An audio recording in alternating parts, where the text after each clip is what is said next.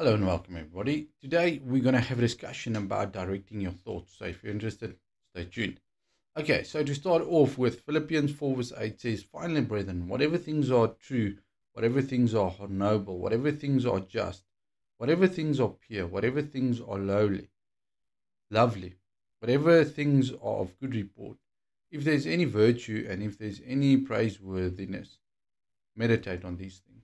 So directing your thoughts is very, very important because the picture that I see is of a tree.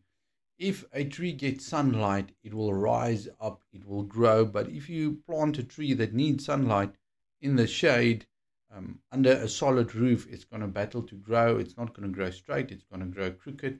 A lot of challenges. So our mind is basically the same. And most of the times, our words direct our thoughts and our minds. So that's why we need to be careful for what we are saying. It doesn't defile us what goes into our body, but it defiles us what goes out of our mouth, the words that we speak. And I also saw a picture of when we speak negative about other people, how it's like mud coming out of our mouth and we stain their garments because we are smearing their names basically when we talk badly about other people. So if you want to change and focus your mind on what is good and what is pure and what is noble, you're going to have to make a conscious decision to say, Lord, I want to focus on the goodness. I want to focus on what is right, what is pure. Yes, I know there's many things that is wrong in this world, but by arguing about it, it's not going to change it. Most of the things we can only pray about it and leave it in the Lord's hands. And if the Lord gives us instructions, we focus on those instructions and we do our part.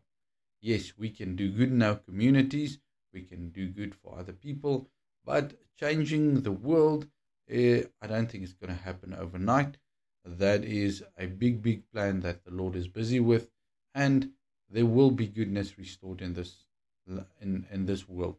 So we need to trust in the Lord, not in our own abilities. We need to focus on what the Lord wants us to do.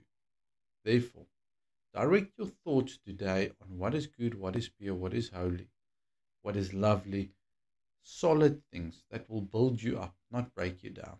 Yes, there is a part where you can reason about the wrong that's going on, not to partake in the wrong, but it is also like news. Most of the time, the news just makes you negative because they focus on the negative things, not the good aspects.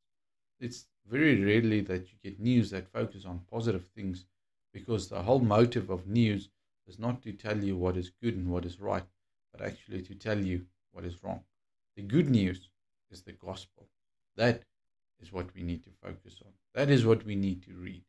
Our news should be, what did Christ say? What did Christ do? What did he do for me? What did he do for others? Not what bad is going on in this world. And like I say, once again, you need to be aware about these things, to pray over them, but don't let it influence your mindset to think about all of the negative things. Father, I pray today that you will help us to guide our thoughts and our minds. There's so many wrong in this world today, but we do not want to meditate on what is wrong. We want to meditate on what is good. Help us to focus on what is good, what is noble, and what is pure. Help us to focus on the truth, the true word, which is your word. Help us to stay focused so that we meditate on the good things. Help us not to speak evil or negative about other people. Help us to see the good in them. I thank you for your great love and I thank you for your mercy. Thank you for that in the name of Yeshua. Be blessed.